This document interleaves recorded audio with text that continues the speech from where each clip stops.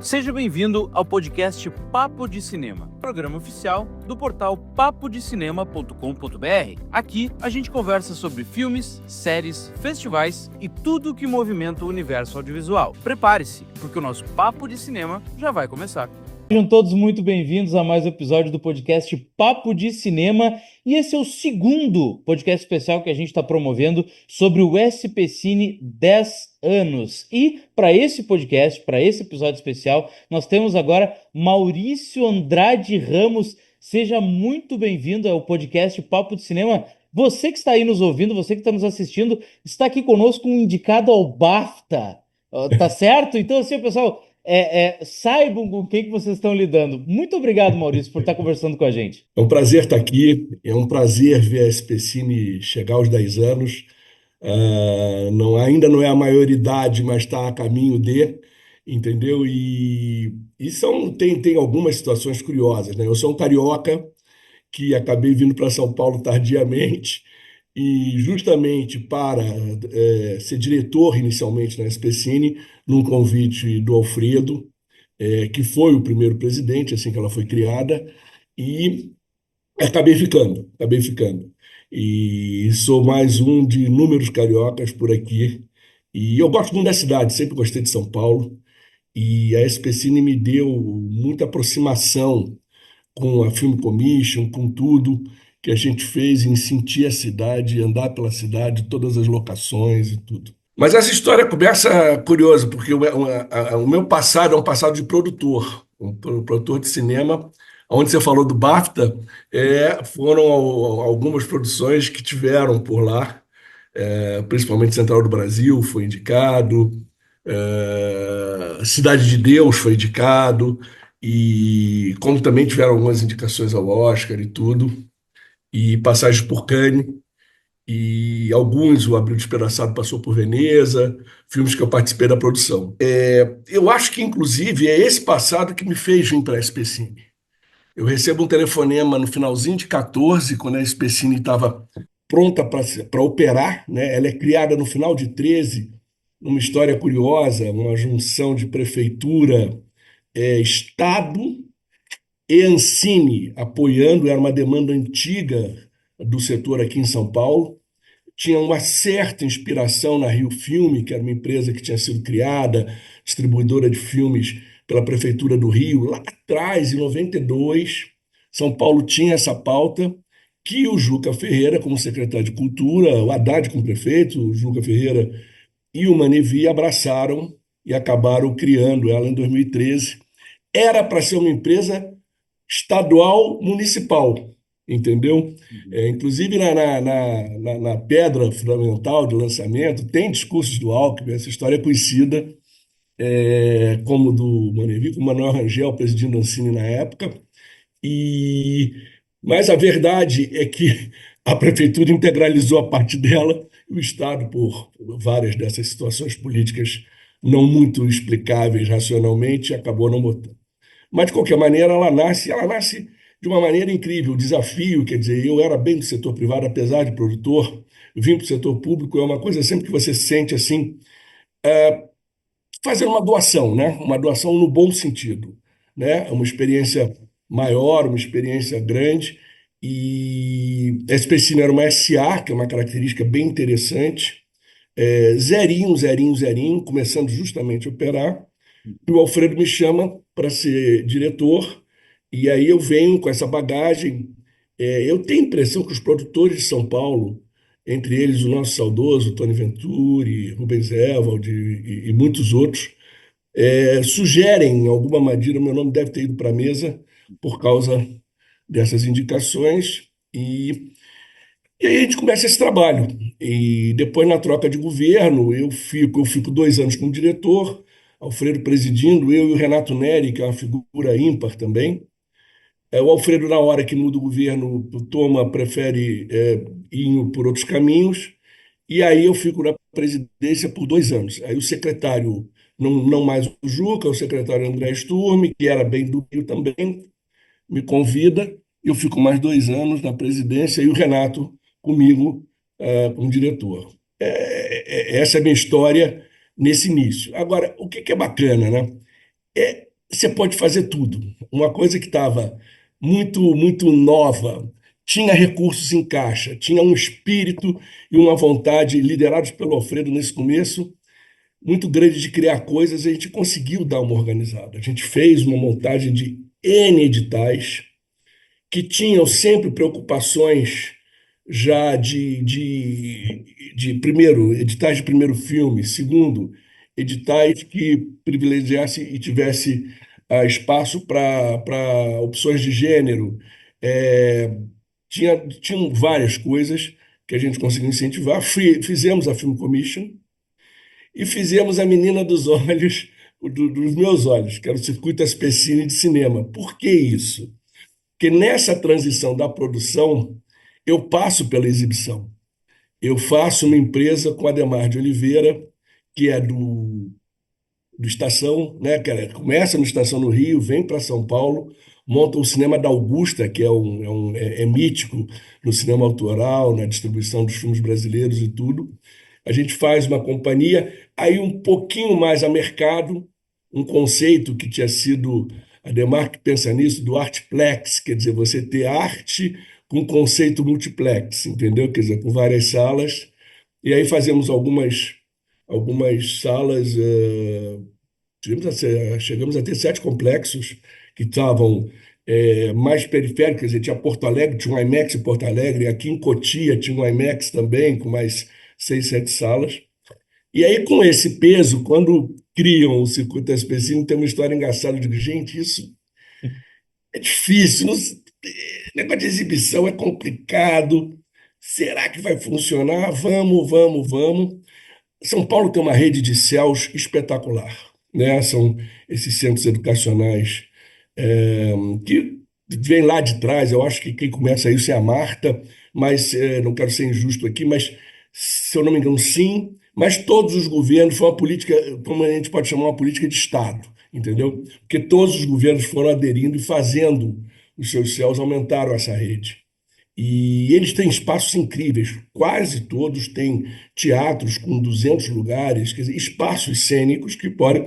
Então foi possível fazer uma adaptação, e aí nasceu o Circuito SPCine Cinema, que está aí até hoje, indo No muito primeiro bem. episódio, Maurício, que a gente fez com o Alfredo Manivi, ele falou um pouco sobre o circuito SPCine e muito curioso, inclusive, porque quando foi proposta a ideia, ele nos contou que algumas redes maiores, né, sem citar marcas, sem citar nomes, até ficaram um pouco receosos, pensando, tá, mas vocês vão querer concorrer com a gente? Como é que vai ser e tal? E daí foi justamente citado esses CELS, né, Centros Educacionais Unificados, né, da cidade de São Paulo, que para quem é de fora é como o Maurício acabou de explicar, né? São teatros gigantescos, são espaços que podem ser explorados em áreas da cidade que não são comportadas, né, por esses maiores multiplex, por essas grandes marcas, enfim. Então acho que Exatamente. a partir daí a gente tem também uma grande democratização, né, da sétima arte, criando costume, criando demanda, enfim. Acho que tudo isso também faz parte, né? Talvez seja uma das grandes bandeiras de toda essa trajetória da SPCine. Sem dúvida. E era exatamente isso, quer dizer, acesso. A famosa história de dar acesso a um público que não tem nenhuma viabilidade comercial para o multiplex estar instalado, entendeu? São, inclusive, locais bem periféricos de Zona Oeste, Zona Norte, Zona Sul. Então, você tem ali, os centros foram muito bem pensados e abrigaram também essa atividade e são um sucesso.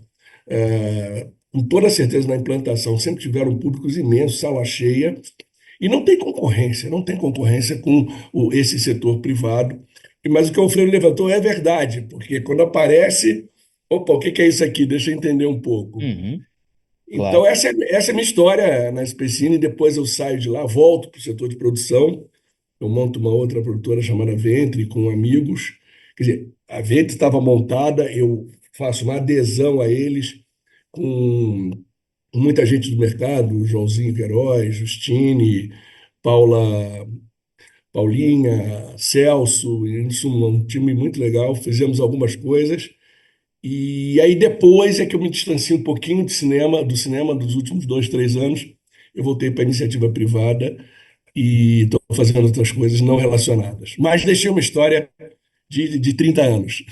Tá certo, tá certo. A gente vai querer ouvir muito tudo que tu lembra disso, né, Maurício, desse período que tu teve lá, histórias, né, que tu participou. Quero que tu traga esses bastidores, que realmente isso é muito importante. Lembrando, pessoal, que a gente está fazendo esse especial SPCine 10 anos no podcast Papo de Cinema, que a SPCine, que é a empresa pública de fomento ao audiovisual, ligado à Secretaria Municipal de Cultura de São Paulo. E isso tudo, né, nós teremos mais um episódio, ainda com outro presidente da SPCine. Isso tudo vai terminar, vai culminar lá no Fórum SPCine 2025, lá na Cinemateca Brasileira. O Papo de Cinema vai estar lá em loco. Nós vamos fazer um podcast especial em loco lá na Cinemateca. A gente espera que todos vocês curtam demais. A gente vai, né, trazer as pessoas que estão participando do fórum e tal. Vai ser um podcast muito especial. Maurício, vamos fazer um pequeno intervalo. E depois eu quero que a gente fale mais da São Paulo Film Commission, eu quero que tu traga mais histórias, né, de tudo que aconteceu no circuito SPCine enquanto tu esteve por lá, né? A gente vai fazer um breve intervalo, fica aí com um recadinho, daqui a pouco a gente já está de volta. Há 10 anos transformando o audiovisual e a economia criativa de São Paulo. Da tela do cinema à TV, do streaming aos games, conectamos histórias, talentos e oportunidades, impulsionando o mercado, valorizando empresas, profissionais e celebrando a cultura. Com você, construímos uma década de novos olhares, imagens e oportunidades. 10 anos de histórias, 10 anos de SPCine. Estamos de volta para o segundo bloco, SPCine 10 anos, hoje com Maurício Andrade Ramos, esse mesmo que você ouviu no primeiro bloco e que esteve um bom tempo, né? Teve alguns períodos ali à frente da presidência da SPCine. E, Maurício, por favor, relembra um pouco mais sobre o circuito SPCine, a São Paulo Film Commission, que é uma iniciativa muito interessante que facilita a realização de filmagens, espaços públicos da capital. As pessoas acham que é assim, né? No primeiro episódio a gente conversou com o Alfredo, ele estava dizendo o quão é difícil ainda no Brasil, e é uma pena, né? Filmar em espaços públicos de grandes cidades, enquanto em outros polos, por exemplo, nos Estados Unidos, é tão mais facilitado esse processo, né? Os cineastas vão lá e só escolhem onde eles querem fazer, como querem fazer, e parece que todo mundo abraça de uma forma muito maior. E a SPCine justamente facilita que isso aconteça, né, Maurício? É exatamente isso, quer dizer. Então, a SPCine tinha esse tripé, né? Os editais, a Film Commission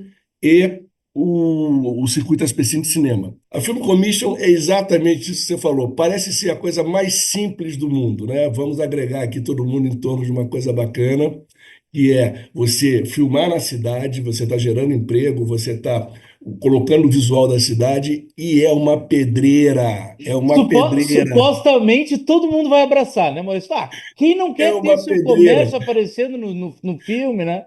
Tem as suas complicações naturais, né? O nosso parceiro de saída é CET, né? Sem a CET você não faz nada, porque você Claro. fechar a rua, mas aí envolve você interromper o tráfego, envolve você estar prejudicando o comércio daquele lado, envolve várias coisas, então são operações muito delicadas, mas essenciais.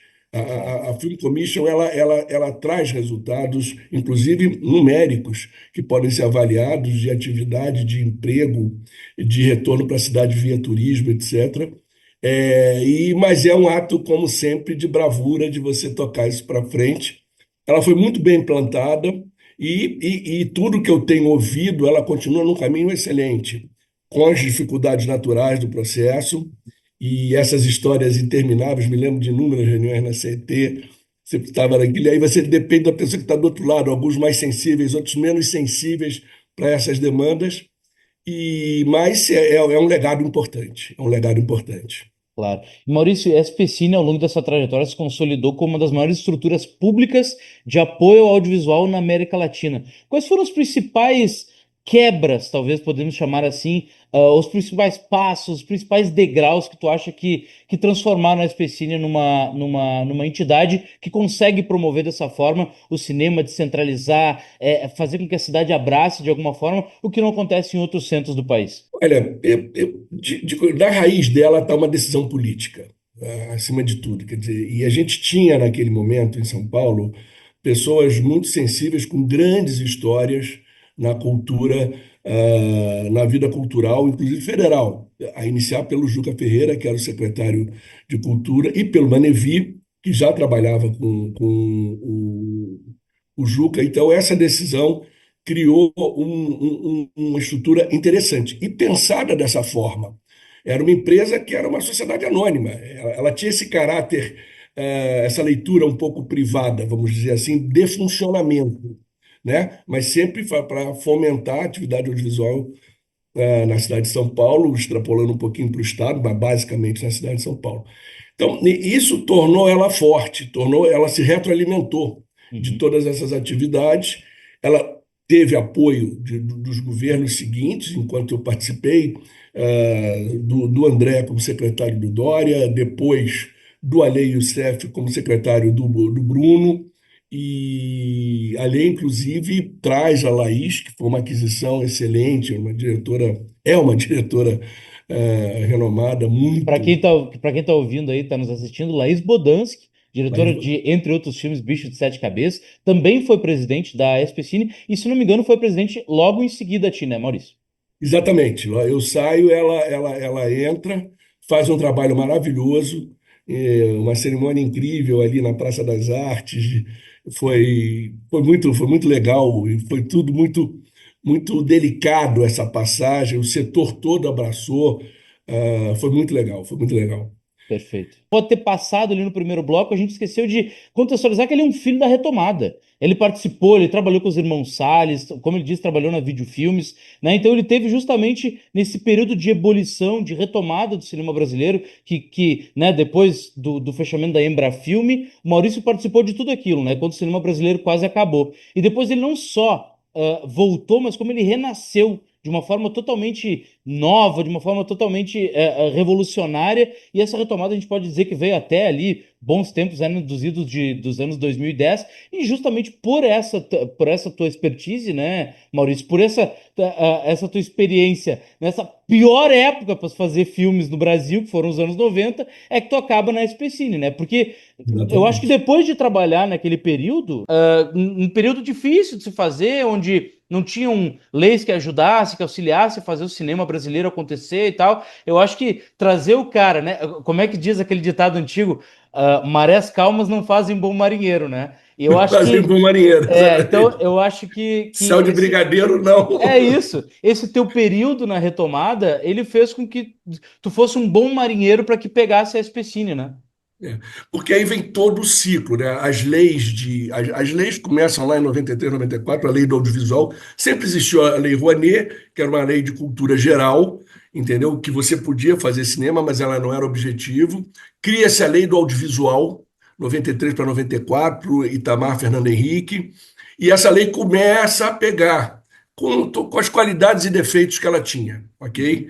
Mas ela começa a pegar e muita coisa foi feita a partir daí. Depois ela vai se aprimorando, entram outras leis, as leis estaduais e municipais começam a funcionar também. Então teve um período aí chega o cabo, é muita história, né? Porque aí chega o Claro. cabo, que também foi um primeiro impulso, e hoje estamos aí no streaming com toda essa loucura, fazendo conteúdo para tudo quanto é lado. Mas você veja, cinema brasileiro num momento espetacular. Ainda estou aqui e o Agente Secreto. Então, quer dizer, ganhamos o tão almejado Oscar, né? Num Uhum. filme muito que eu adoro, que eu estou aqui. Ainda não tive a oportunidade de ver o Agente Secreto, mas tenho Mas certeza. Maurício, eu preciso te interromper porque eu estava pesquisando ali sobre a tua trajetória, enfim, buscando algumas coisas, e uma matéria que apareceu para mim no Google estava escrito assim: Maurício Andrade responde, por que o Brasil ainda não tem um Oscar, né? É uma matéria passada. Maurício, quantas vezes tu teve que responder essa frase? Inúmeras, inúmeras, inúmeras. Não, não, e a gente, com o Central, perdemos para o Benini, que foi uma disputa ali, e até eu fiquei muito sentido pela Fernanda, que perde para, eu acho que ganha Gwyneth Paltrow com Shakespeare in Love, Sim, uma coisa assim, sim, mas o filme do Benini tinha muitas qualidades também, pegamos um ano muito forte com o Central.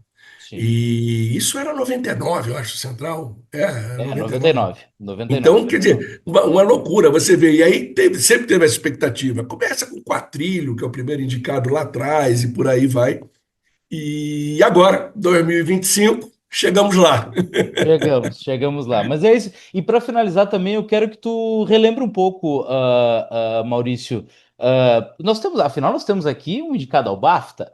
Então, assim, eu quero também que tu contextualize, porque não precisa nem contar como é que foi o momento e tal, mas é que, por exemplo, assim, é um prêmio tão gigante. O pessoal que tá aqui no Papo de Cinema, que nos acompanha, sabe da importância do BAFTA. Naquele momento do cara, do marinheiro, das marés horríveis, da retomada, naquela época, o que que era ser indicado ao BAFTA para quem não era do mundo do cinema? Quando tu recebe a indicação, a É, pessoa assim, cara, isso não importa nada ali na esquina, né, Maurício? é. Não, é verdade. E foram essas coisas. O Walter nisso, o Walter sempre teve uma conexão internacional muito interessante. E as obras dele tiveram essa oportunidade de viajar. Eu acho que a grande contribuição do Central naquele momento foi que o Central rompe todas as barreiras, entendeu? Uhum. De levar um cinema que justamente estava saindo da retomada, a retomada lá em 95, com Carlota Joaquina, da Carla Camurati, aí o cinema começa a vir e o Central, então, dá essa amplitude grande e eu acho que internacionaliza o olhar para o cinema brasileiro. Agora, cinema é isso, cinema é muita luta, muita vontade, muita criatividade e muitas peças para se juntarem, fazer um filme tem momentos muito inglórios. Não é, apesar de ser almejadamente vir a ser uma indústria, não é ainda exatamente isso, melhorou muito, né? Porque eu fazia na Videofilmes uma coisa muito interessante. Eu atendia seguramente 2, 3 universitários por, por mês. Pessoas que queriam conversar de cinema, pessoas. Porque o audiovisual ele cria esse brilho, né? E aí eu dizia: olha, tudo bem, o problema é o seguinte, como é que você vai fazer para viver? Porque você não vai viver de cinema. Entendeu? Vive de publicidade, faz um pouco de televisão. Hoje não. Hoje você tem, inclusive o Brasil tem técnicos incríveis, fotógrafos incríveis, diretores de arte incríveis, figurinistas incríveis. E hoje não. Isso tudo tem toda uma rede de segurança, entre aspas, hoje muito forte. Quer dizer, o streaming pelo menos o streaming você consegue trabalhar com previsão, porque na medida em que você está dentro de um projeto, aquilo tem um financiamento garantido, vamos dizer assim, né? A coisa dos direitos, a coisa, isso aí é uma outra história. Uhum. É, mas é isso. Foi um prazer estar aqui. Foi um Perfeito. prazer estar aqui. Espero ter contribuído um pouquinho. E vamos celebrar a SPCine. A SPCine merece toda essa. Que dobre, no mínimo, essa vida dela de 10 anos. E vai ser muito legal. E nós vamos celebrar, sim. Já estamos celebrando os 10 anos da SPCine. Esse é o segundo episódio do podcast Papo de Cinema especial sobre os 10 anos da empresa, que é uma empresa pública de fomento audiovisual ligada à Secretaria Municipal de Cultura de São Paulo. Esse foi o nosso episódio com o Maurício Andrade Ramos. Em breve nós teremos um outro. E tudo isso, lembrando, vai terminar lá no Fórum SPCine, que a gente vai estar fazendo um podcast especial lá na Cinemateca Brasileira para vocês, com tudo que está acontecendo, com todos os convidados, tudo que vai ocorrer lá no Fórum SPCine. Maurício, muito obrigado pela tua participação. Obrigado a Sorte aí você, com obrigado teus pelo convite. projetos e obrigado mesmo por compartilhar essas histórias com a gente da SPCine e do cinema brasileiro. Um abraço grande. Obrigado. E agora comentando os comentários.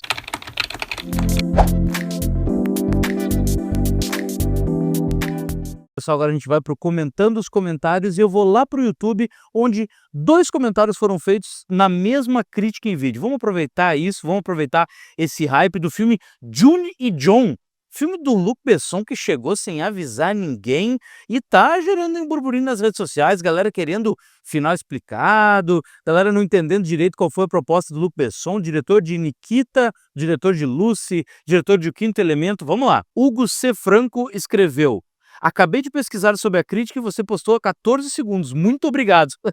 Hugo, fica sempre ligado no podcast Papo de Cinema, tá? Porque a gente tá tentando sempre ficar, sempre em volta ali das principais estreias, tá? Do streaming, e da telona, mais da telona do que do streaming, porque o streaming é um bando de estreia, às vezes que a gente não consegue abraçar, né? A nossa equipe não consegue abraçar todos os filmes. Mas fica sempre ligado, porque geralmente o filme que tá bombando mais, com certeza vai ter crítica em vídeo, vai ter podcast no canal do YouTube do Papo de Cinema. Então fica sempre ligado que se você quer uma análise, você quer uma opinião, com certeza você vai encontrar no canal do YouTube do Papo de Cinema. E na mesma crítica em vídeo nós temos também o comentário de Anderson Santos. O Anderson Santos disse: explica o final.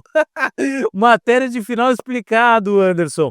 Pois é, a gente não tem costume de fazer matéria de final explicado, porque a gente gosta também de deixar aquele ar, né, de tipo, final aberto é final do espectador, ele que escolha, né, qual é o melhor final para ele, qual é o final que lhe cabe melhor. Mas meio que o que acontece? A gente já tem. Vamos lá então pro spoiler? Se você não assistiu Johnny John, sai desse vídeo. Mas se você tiver aqui, então vamos então para um final explicado entre muitas aspas, tá?